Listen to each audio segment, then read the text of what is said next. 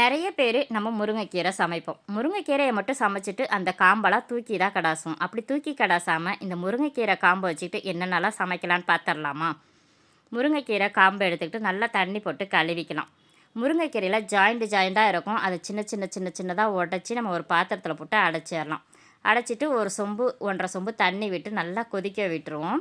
கொதிக்க விட்டு அந்த காம்பில் இருக்கிற அந்த சாறு ஃபுல்லாக இறங்கட்டும். இந்த காம்பு தண்ணியை வந்துட்டு நம்ம என்னென்னலாம் செய்யலாம்? ரசம் வைக்கலாம், சூப்பு வைக்கலாம், மாவு அரைக்கும்போது இந்த தண்ணியை ஊற்றி நம்ம மாவும் அரைக்கலாம். மோர் போடும்போது இந்த தண்ணியை ஊற்றி நம்ம மோராகவே குடிச்சிக்கலாம். இந்த தண்ணியில் நமக்கு அவ்வளோ பெனிஃபிட்ஸ் இருக்குது. நம்மளுடைய கை, கால், முட்டியெல்லாம் இருக்குது பார்த்திங்களா, அந்த முட்டி ஜாயிண்ட்டுக்கெல்லாம் வந்துட்டு ரொம்ப பெனிஃபிட் இருக்கும்.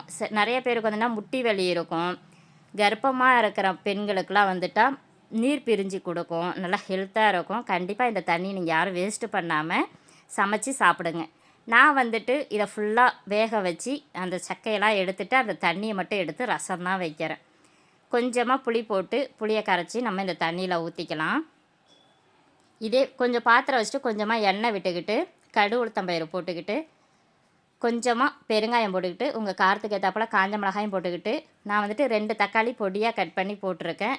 கொஞ்சமாக உப்பும் போட்டிருக்கேன். நல்லா தக்காளி குழைய வேக வச்சிடலாம். 2 கருவேப்பிலை போட்டு தக்காளி நல்லா இந்த அளவுக்கு மசிஞ்சதும் மிளகு சீரகத்தை நுணுக்கி நம்ம இதோடவே போட்டுக்கலாம். போட்டு 2 கிண்டி விட்டுட்டு நம்ம ரெடி பண்ணி வச்சுருக்கிற முருங்கைக்கீரை தண்ணியை இதோட ஊற்றிக்கலாம். 1/4 டீஸ்பூன் மஞ்சத்தூள், கொஞ்சமாக கொத்தமல்லி தழை, 4-5 பல் பூண்டை தட்டி போட்டுக்கலாம். கொஞ்சமாக முருங்கைக்கீரையும் போட்டுக்கலாம். கிண்டி விட்டுட்டு சலன்னு ஒரு கொதி இந்த அளவுக்கு வரட்டும். வந்ததும் ஸ்டவ் ஆஃப் பண்ணிடுங்க. கமன்னு வாசனையாக இருக்கும். முருங்கைக்கீரை எப்போ சமைச்சாலும் அதோடைய காம்பை தூக்கி கடாசாமல் அந்த காம்பை வச்சுட்டு என்னென்னலாம் சமைக்கலாம் அப்படின்னு நம்ம பார்த்துக்கலாம். நல்ல உணவு தான் நமக்கு ஆரோக்கியமே.